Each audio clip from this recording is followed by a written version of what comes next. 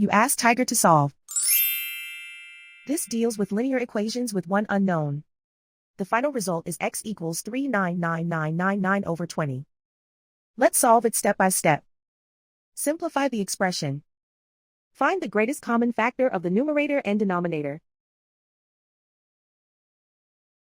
Factor out and cancel the greatest common factor. Swap sides.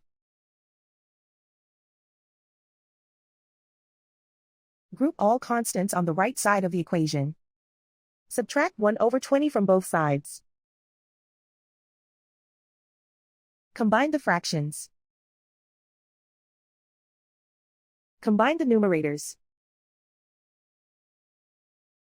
Reduce the zero numerator. Simplify the arithmetic. Convert the integer into a fraction. Combine the fractions. Combine the numerators. And so the final result is x equals 3999999 over 20.